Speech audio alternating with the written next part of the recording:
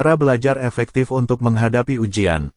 Seorang siswa atau pelajar perlu mengembangkan kemampuan belajar yang baik sejak awal di sekolah karena kemampuan ini akan terus kamu bawa.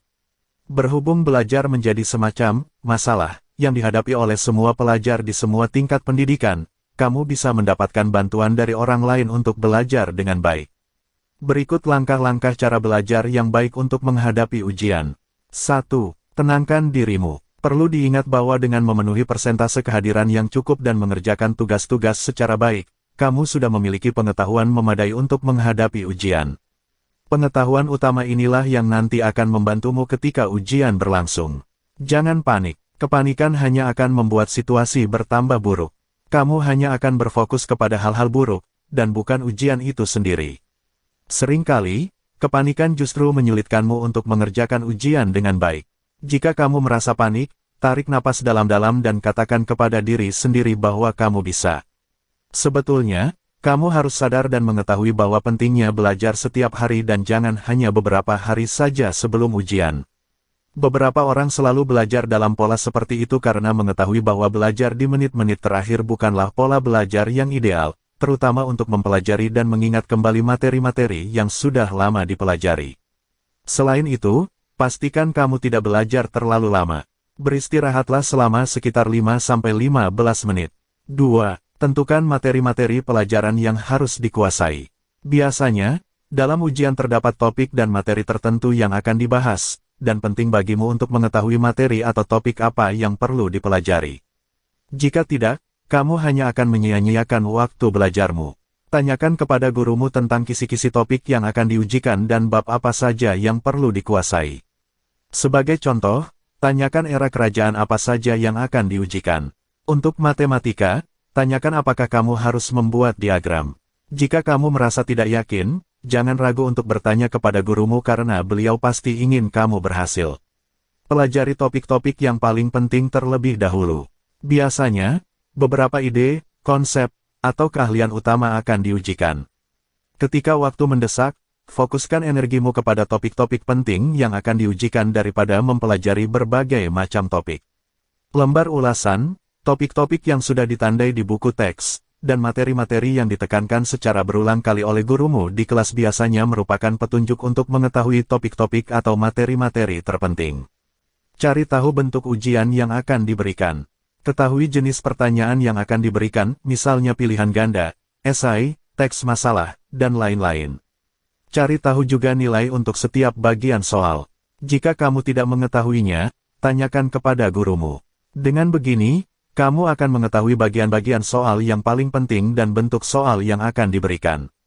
3. Buatlah rencana belajar. Meskipun terdengar seperti hal dasar dan sederhana, orang-orang yang membuat rencana belajar terperinci biasanya mendapatkan kemudahan untuk belajar dan memiliki lebih banyak waktu untuk bersantai. Ketika membuat rencana belajar, manfaatkan waktu yang ada sebelum ujian. Apakah kamu memiliki waktu selama 1 bulan sebelum ujian dimulai? Apakah gurumu memberikan ujian secara tiba-tiba? Apakah kamu akan menghadapi ujian tengah semester? Buatlah rencana belajar yang panjang atau pendek, tergantung pada jangka waktu yang kamu miliki. Tentukan mata pelajaran atau materi yang tidak terlalu kamu pahami dan luangkan lebih banyak waktu untuk mempelajari mata pelajaran atau materi tersebut. Aspek-aspek yang sudah kamu pahami juga tetap perlu dipelajari kembali. Namun, kamu akan lebih mudah mempelajarinya sehingga ada baiknya kamu berfokus terlebih dahulu kepada topik-topik yang lebih rumit. Rencanakan waktumu. Mungkin kamu tergoda untuk bersantai hingga 1 hari sebelum ujian. Daripada mengikuti pola seperti itu, tentukan waktu yang bisa kamu luangkan setiap hari untuk belajar. Ingatlah untuk beristirahat di sela-sela waktu belajar. Sebagai panduan yang baik, cobalah belajar selama 30 menit, dan beristirahatlah selama 10 menit. 4. Buatlah catatan dan ajukan pertanyaan. Tidak ada kata terlambat untuk membuat catatan dan mengajukan pertanyaan. Selain itu, sesi kelas sebelum ujian biasanya dimanfaatkan untuk meninjau kembali pelajaran. Tinjauan seperti ini tentunya diperlukan, bukan? Jika kamu sedang belajar dan menemukan topik atau materi yang tidak dipahami, tuliskan terlebih dahulu materi tersebut. Setelah itu, tanyakan hal tersebut kepada gurumu pada jam pelajaran atau jam istirahat. Jangan takut, kamu tidak lantas terkesan bodoh ketika mengajukan pertanyaan. Adanya pertanyaan menunjukkan bahwa kamu memperhatikan pelajaran secara aktif dan kamu mengikuti proses pembelajaran. Selain itu, dengan mengajukan pertanyaan sejak awal, ada kemungkinan kamu bisa mendapatkan nilai yang lebih baik di ujian. 5. Carilah sumber rujukan belajar, buku teks, catatan, sumber daring, teman-teman sekelas, guru, dan mungkin anggota keluarga juga dapat menjadi sumber rujukan yang baik. Tugas-tugas sebelumnya juga bisa menjadi sumber rujukan yang baik karena terkadang dalam ujian, soal-soal yang diberikan diambil dari soal tugas rumah. 6. Mintalah bantuan. Kamu tidak akan mendapatkan nilai tambahan ketika belajar sendiri. Teman-teman sekelas dapat membantumu belajar, tetapi pastikan kamu memilih teman yang benar-benar bisa membantumu, bukan teman yang senang bergurau saja. Kamu juga bisa meminta bantuan dari orang tua atau saudara. Tentunya mereka akan sangat menghargai permintaanmu. Selain itu, adikmu mungkin akan merasa senang jika ia bisa menguji kakaknya. Bentuklah kelompok belajar. Selain mendapatkan bantuan tambahan, kamu juga bisa mendapatkan keuntungan dengan belajar bersama orang-orang yang kamu kenal. Akan tetapi, jangan ajak teman-teman yang tidak bisa membantu dan hanya memecah konsentrasi semua anggota kelompok. Kamu memang tidak boleh bersikap kasar dan menolak siapapun yang tidak kamu sukai, tetapi berhati-hatilah ketika mengajak teman-teman ke kelompok belajarmu. 7. Hafalkan materi semaksimal mungkin. Kunci untuk bisa mengerjakan ujian dengan baik adalah kemampuan untuk menghafal semua materi yang relevan. Ada beberapa trik yang bisa membantumu menghafal materi, dikenal sebagai mnemonik. Trik ini mencakup, misalnya, mnemonik puisi atau rima bagi orang-orang yang mengandalkan metode belajar audio, gambaran visual dan imajinasi bagi orang-orang yang mengandalkan metode belajar visual, tarian atau gerakan bagi orang-orang yang mengandalkan metode belajar kinetis karena otot juga memiliki ingatan atau kombinasi dari metode-metode tersebut. Pengulangan merupakan bentuk hafalan yang paling sering digunakan. Pengulangan juga memungkinkanmu untuk mengingat materi dalam jumlah yang banyak jika dilatih secara teratur.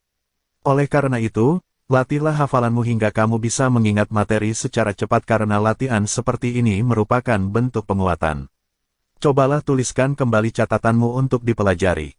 Ini dapat menjadi cara yang efektif untuk menghafal.